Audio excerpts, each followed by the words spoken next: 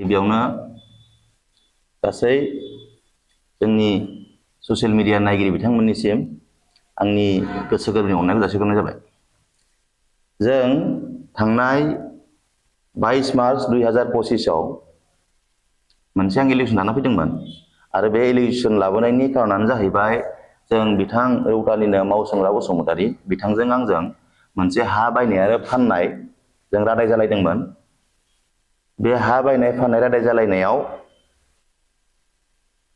माखासे समस्या फैनानै जों कर्टफोरसिम थांलायनाय जादों। बे थांनाय जानायाव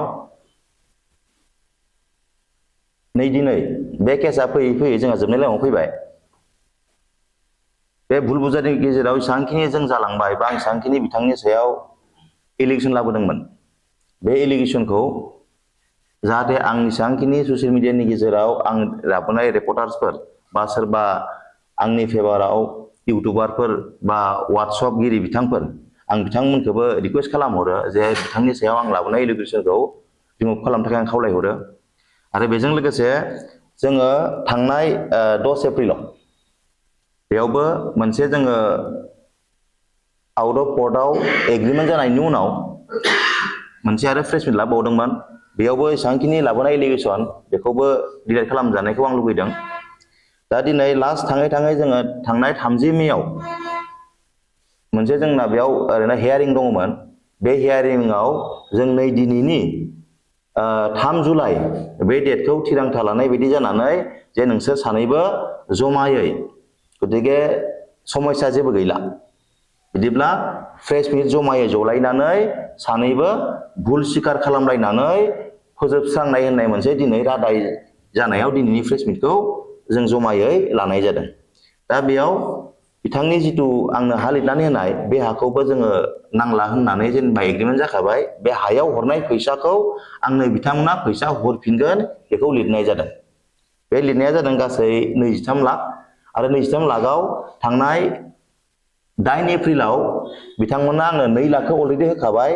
दा 21 लाख रां दंबावो। बे 21 लाख रांखौ बिथांमोना 11 मासनि गेजेराव होगोन होननानै एग्रिमेन्ट खालामनाय जादों जोंनि गेजेराव।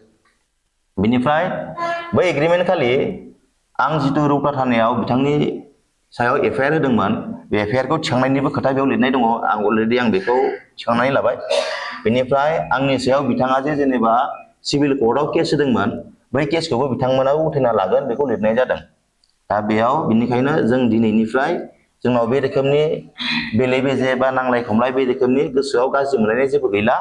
जों फ्रेन्डलि गोदो जेरैबायदि जों दङमोन थिग बेबायदिनो अनलायनाय सोलिफिननो जों दा सानलायलायबाय। दा बेखिनि बुंनानै आं फोजोबबाय। गोजोन्थों। नोंथांमोननि न'खर मोननैखौ नुनो मोनबाय बेले-बेजे जानायाव। दा बेनि गेजेरजों ससियेल मिडियानि गेजेरजों रायजोफोरखौ मा खालामनो सानदों खौसेथि नोंसोर गोरोबलायबाय आरो बेनि इयुनाव माबायदि नोंथांमोना सासे फ्रेन्डलि थागोन होननानै माबायदि क्लेरिफिकेसन हरनो सानदों रायजोफोरनि गेजेराव? आं गासै रायजो राजाफोरखौ आं बेखौनो खावलायहरनो सानदों जे जोंनि जिथु भुल बुजाबुजियाव जालायनाय ससियेल मिडियाआव हगारनाय बेफोरखौ अननानै बयबो रिमुभ खालामलाय आरो जों फैबाय थानाय दिनैनिफ्रायनो जों गोदो जेरैखि फ्रेन्डलि जों थालायना जालायनाय जमा जों थालायबोदोंमोन अनलायनानै बे रोखोमैनो जों थालायफिनगोन होननानै जों साननानै लाबाय। खुलुमबाय। गिबियावनो गासिबो रादाब सालायगिरि रादाब फोसावगिरि नोंथांमोनखौ आं गिबियावनो आंनि गोसो गोरबोनिफ्राय बरायग्रोनानै लाबाय।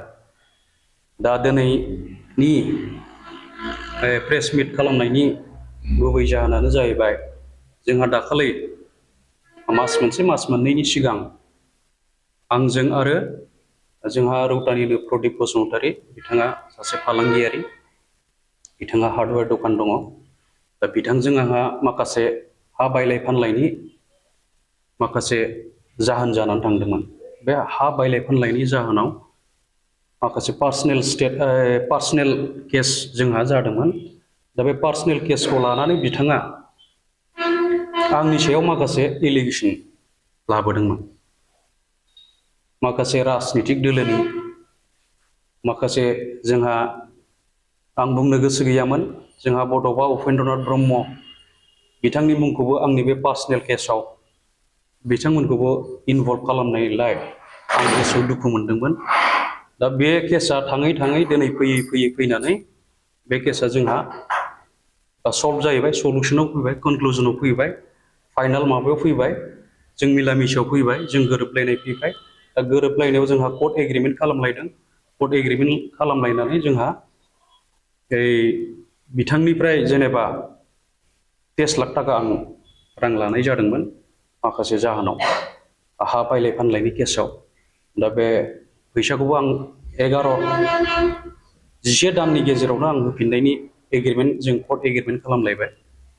दा बे एग्रिमेन्टखौ खालामखांनायनि उनाव दिनै मिलामिसा जानानै फैबाय। बे मिलामिसायाव जोङो दायो मोनसे आं आपत्ति लाबोदों बिथांनि सायाव, आंनि सायाव थांनाय 23 मार्चआव आंनि सायाव एलिगेसन लाबोदोंमोन।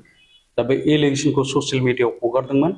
दा बे ससियेल मिडियाखौ हगारनायलाय आं बिथांखौ खावलायदों आरो बिथाङाबो मानिनानै लाबाय आंनि खावलायनायखौ, आरो दिनै बिथाङाबो उथायनानै लानो थाखाय प्रेस मिट खालामबाय। दा बेखायनो आं बिनि सायाव आं माखासे रिप्लाइ होदोंमोन। बे रिप्लाइखौबो आं दिनै आंनि बे माखासे प्रेस मिट खालामनाय, दा बे प्रेस मिटखौ आंनि रिप्लाइखौबो दैखांनानै लाफिननो थाखाय आं आंनि बे रादाब खौरांगिरि बिथांमोनखौ आं आंनिफ्राय गुरै खावलायहरनाय जाबाय।